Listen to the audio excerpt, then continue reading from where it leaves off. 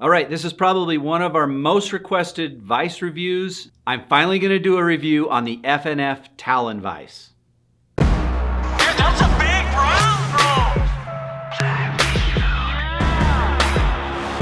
bro. Okay, this is a long-awaited review. I've told people that I would do this review for quite a while. I apologize, it's been a little late, but that has also given me a lot more time to put behind the vise. And at a high level, let me give you my background on this vise. So I am a big fan of a vise that has a lot of space up here. I don't like to be tying and have my left hand run into interference here. So I do like the scooped longer neck rather than having everything just jammed into this area. I've tied traditionally on Griffin, Renzetti, a little bit on Regals, and tied on a lot of other vices. And so when I saw this design came out, and it's similar to, if you're familiar with the La Vise, kind of the overall jaw type and shape. So when I saw this, I said, hey, I got to get my hands on this and try it. So we decided to sell these. And so in advance of selling anything, I got my grubby mitts on this one, and I've been tying on it really exclusively for the past year and a half or so.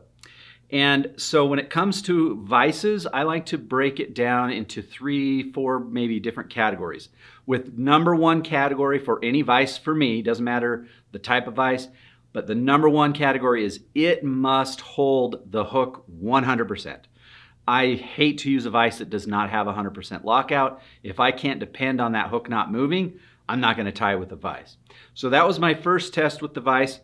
And for me, it was a little bit of a user error, a little bit of learning curve for me, and then I was getting hook slippage. But with a little bit of tweaking, I realized that I was not tightening my knob enough here to get enough pressure on the jaws to get the hook clamped in there tight. So once I dialed that in, I've had no issues with lockout. Every time, as long as you crank that thing hard enough, it will hold the hook in there. So holding power is a huge issue. Again, if you have a vise that won't hold a hook reliably, just use some pliers. The second big issue for me with a vise is that it needs to be rotary. And that's, for me, rotary. I don't necessarily tie rotary with a woolly bugger or some sort of thing where I'm just putting on a lot of material all at once very quickly, like say a Norvise would. But I do like it to be able to wrap ribbing or to wrap things consistently and make it a little easier. So from a rotary standpoint, the Talon Vise does a great job. It does have an Allen wrench adjustable neck point here where we can adjust this up or down. So if you are tying bigger flies, you can adjust that so that your line of rotation is going to be adjusted to the hook size. So you can mess around with that, but it does offer us true rotary action. The rotary does come with just a horizontal or a vertical handle like this, and I prefer a crank style, which would come out another piece at a 90-degree angle, but this does actually have a little thicker end of the handle here, so your finger is less likely to slip off. So as I've been using this more and more, my finger has kind of gotten more muscle memory, and I don't typically have my finger slide off when I'm doing the rotary. So I would give the rotary really high marks on this thing. It's super smooth. And then, like I mentioned before, another thing, so the third thing for me is that I need to be unencumbered when I'm tying. And there's nothing that I hate more than a vise that may have something that gets in my way as I'm tying over here.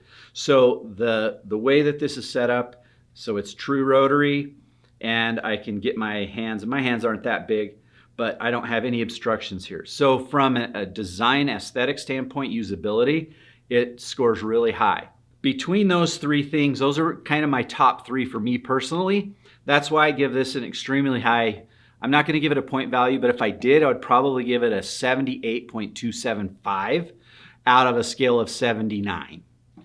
But no, seriously, probably one of the best vices I've tied on. Would I keep tying on it? Heck yeah. So I've got my Renzetti Master Vise. I love the Renzetti lineup. I like this. I like messing around with different vices. I don't tie on the same vise all the time. That's why I like to tie on different ones, so I can let you nice people know which vices are out there and which ones I prefer. You don't have to like the same ones I like. This is a nice vise. I will say it's a little spendy.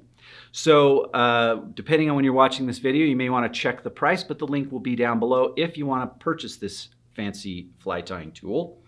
A couple of other things just as a side note, it does have a nice little toolbar. And you can swing that out of the way. I'll use the toolbar fairly frequently depending on what I'm tying. And the base itself is actually hefty enough. I'm a C-clamp kind of guy. I actually do most of my tying with a clamp.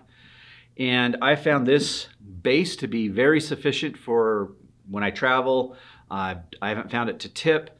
It does have a nice recessed little pocket here that you can put stuff in, and a couple of tool repositories here on the end. Overall, very well made. They're made in the UK. Very, very well designed. So if you had to ask me, if you want a higher end vise, this would be one that I'd put on the list. So if you have any questions, drop them in the comments below. Again, I've been using this vise for over a year now. Super happy with it. I think it's a double thumbs up.